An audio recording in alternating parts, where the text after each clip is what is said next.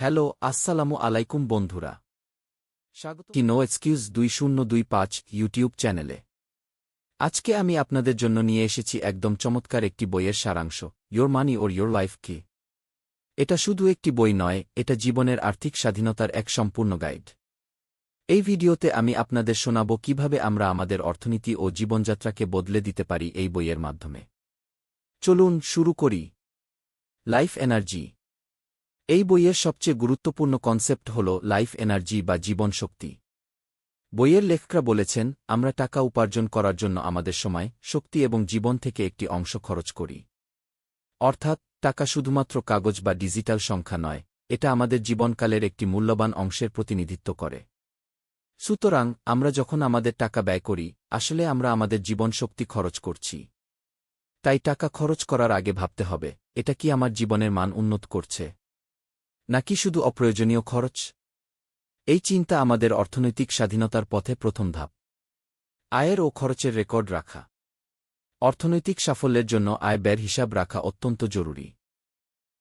বইতে বলা হয়, প্রতিদিন বা প্রতি মাসে আপনার সব ইনকাম ও এক্সপেন্সের ডিটেইলস লিখে রাখুন। এটা করার জন্য আপনি কোনো মোবাইল অ্যাপ বা কাগজ পেন ব্যবহার করতে পারেন। এই হিসাব রাখার মাধ্যমে আপনি জানতে পারবেন কোথায় বেশি খরচ হচ্ছে, কোথায় কাটছাট করতে পারবেন। অনেকেই খরচের হিসাব না রাখায় শেষ পর্যন্ত টাকা শেষ হয়ে যায়, কিন্তু তারা জানে না কোথায় কনফিউশন। তাই হিসাব রাখা প্রথম ও সবচেয়ে গুরুত্বপূর্ণ ধাপ। বাঁচানোর কৌশল। এখন আমরা আয় ব্যয়ের হিসাব করার পর আসা যায় সেভিংয়ের কথায়। বইতে বলা হয়, আয়ের কমপক্ষে 2 সেভ করার চেষ্টা করুন। তবে এই সেভিং শুধু ব্যাংকে টাকা রাখার মানে নয়। এটা হতে পারে বিনিয়োগ, ডিপোজিট বা এমন কিছু যেটা থেকে ভবিষ্যতে ইনকাম হবে। বইতে এরকম বিভিন্ন ইনভেস্টমেন্ট আইডিয়া দেয়া আছে। সাধারণত আমরা ফাঁকফোকর খরচ থেকে শুরু করে অপ্রয়োজনীয় জিনিস কিনি, সেটা কমিয়ে সেভিং বাড়ানো সম্ভব। জীবনের মান উন্নয়ন ও সচেতন খরচ। পরবর্তী বিষয় হল আমাদের খরচের ধরন।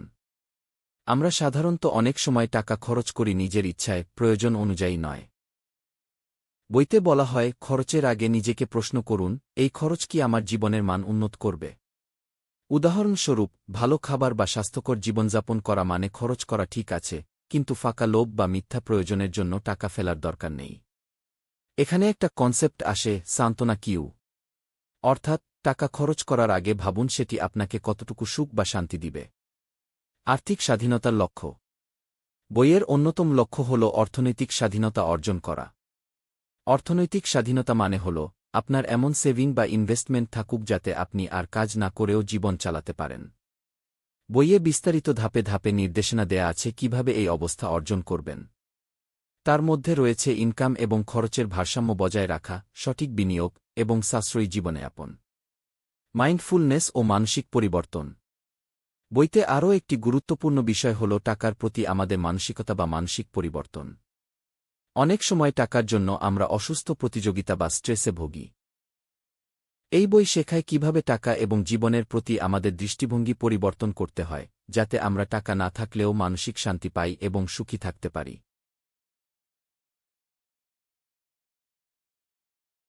জীবনের মূল্যবান সময় বাঁচানো। লাইফ এনার্জি কনসেপ্ট থেকে আমরা বুঝতে পারি, আমাদের সময়ই সবচেয়ে মূল্যবান। কাজের মধ্যে সময় বাঁচানোর কৌশল এবং সময়ের সঠিক ব্যবহার শেখানো হয় বইতে। যেখানে আপনার সময় এবং জীবন শক্তি বাঁচবে, সেখানেই আপনি আসল অর্থনৈতিক ও মানসিক স্বাধীনতা পাবেন। কর্মপরিকল্পনা ও প্র্যাকটিক্যাল টিপস। শেষে বইতে দেয় কিছু বাস্তবিক কর্মপরিকল্পনা, যেমন দৈনিক আয় ব্যয়ের হিসাব রাখা, মাসিক রিভিউ করা, অপ্রয়োজনীয় খরচ বাদ দেওয়া, বিনিয়োগের জন্য পরিকল্পনা তৈরি করা, জীবনযাত্রার মান উন্নয়নের সময় ও টাকা ব্যয় করা। এই টিপসগুলো অনুসরণ করলে আপনি দ্রুত আর্থিক স্বাধীনতার পথে এগোতে পারবেন। বন্ধুরা, আজকের ভিডিও থেকে আমরা শিখলাম কিভাবে আমাদের জীবন ও টাকার সম্পর্ক বদলাতে পারি, কিভাবে অর্থনৈতিক স্বাধীনতা অর্জন করতে পারি এবং আমাদের জীবনকে মানসম্মত করতে পারি। এই বইটি যারা পড়তে আগ্রহী তাদের জন্য আমি খুবই রিকমেন্ড করব। ভিডিও ভালো লাগলে লাইক, শেয়ার